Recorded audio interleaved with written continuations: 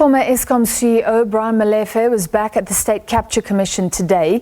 He said he hoped that his claims that he made about President Cyril Ramaphosa and Glencore were not being swept under the carpet. Now, in focus is a deal that saw a Gupta-linked company being paid hundreds of millions of rand in advance for coal. Without this money, Tegeta would not have been able to buy Optimum coal mine from Glencore at the time. Previously, it's been claimed that Eskom officials squeezed Glencore out and forced it to sell to allow Tegeta to get that deal. To discuss, we're joined by energy specialist Ted Blom. Mr. Blom, thank you for being with us. This whole issue, firstly, of an advance payment which allowed a Gupta-linked company to buy a mine with basically a guaranteed Eskom business.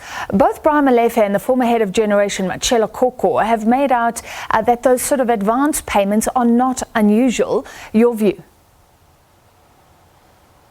Okay, so there have been occasions of advance payments in the past, and I can mention an example of why it would happen.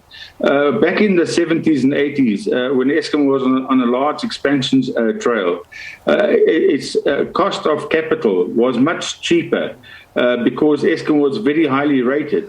In fact, it was more highly rated than the government paper.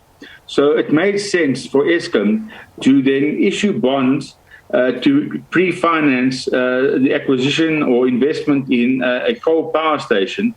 And the quid pro quo would be that they would get very cheap coal from that coal mine for the life of the power station, which is 40 years. And so that was the rationale behind those transactions.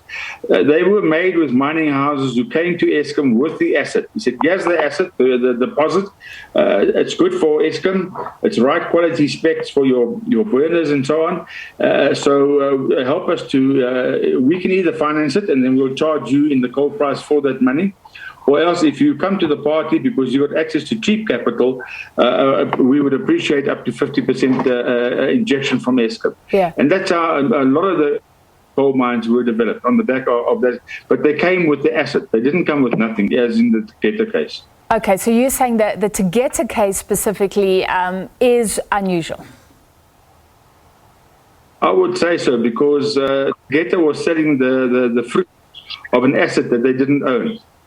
In the previous cases, the mining houses actually owned the deposits.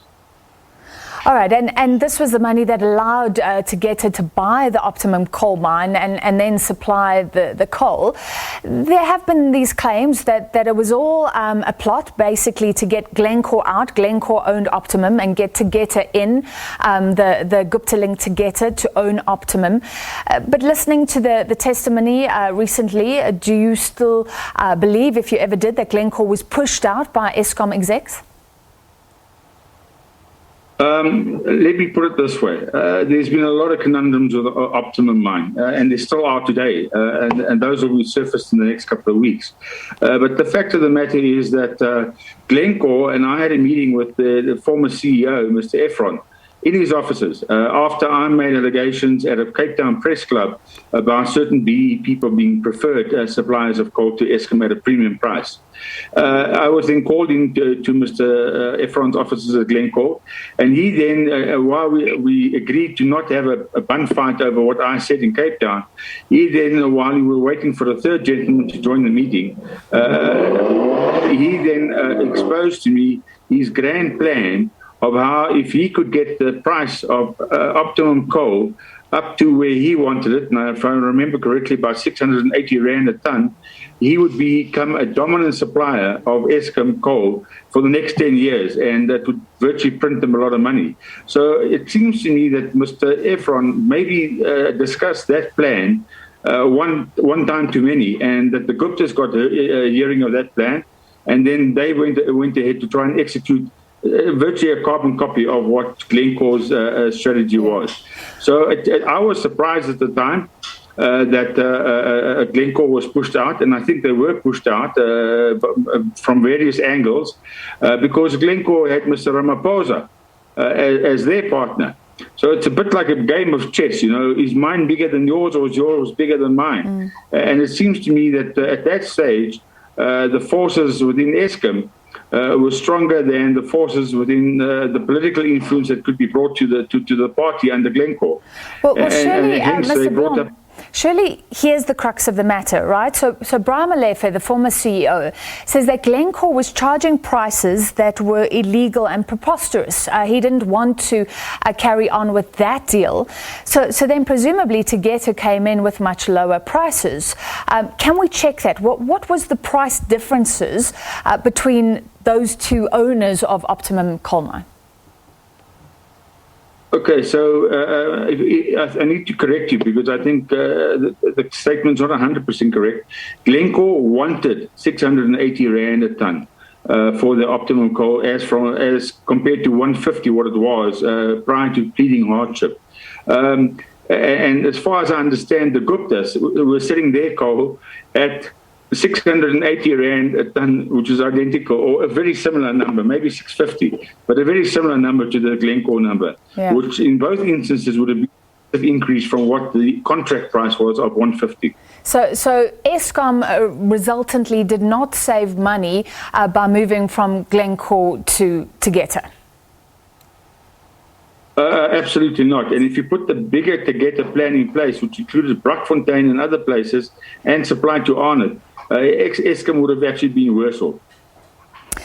Machela Koko is accused of giving information to a Gupta associate, Salim Issa. There's a whole debate about this email, whether he knew or not that Salim Issa could access the email. He thought he was speaking to somebody else.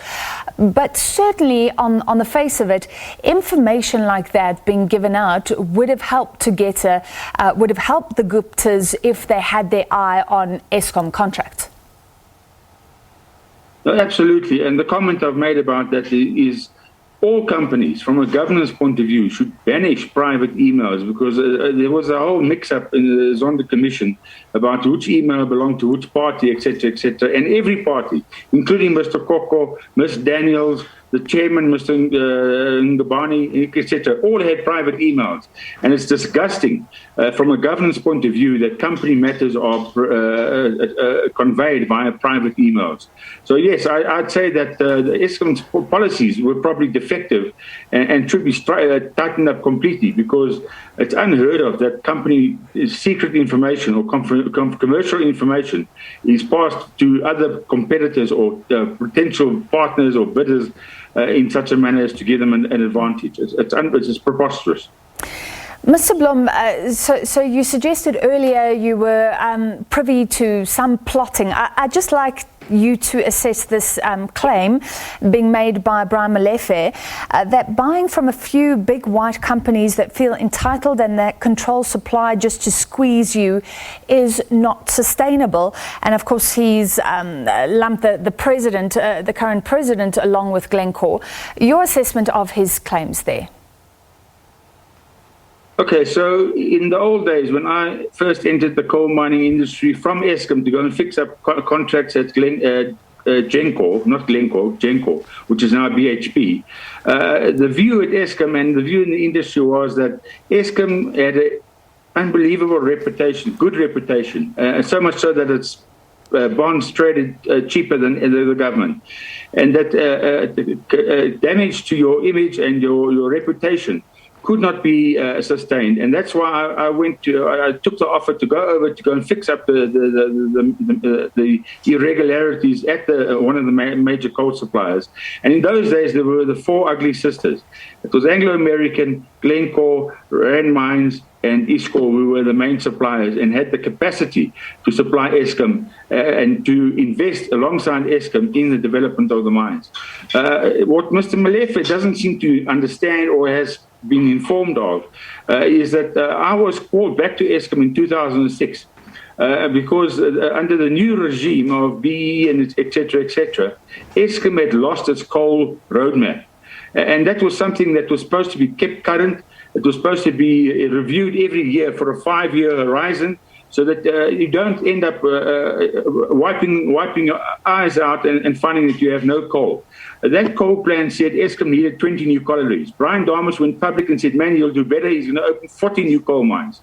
To date, No new coal mines have been opened. And that's why Eskom is now having to buy, even under Mr. Molefe's time, have to buy from rats and mice from all over the show to try and fulfill the demand for coal that Eskom has.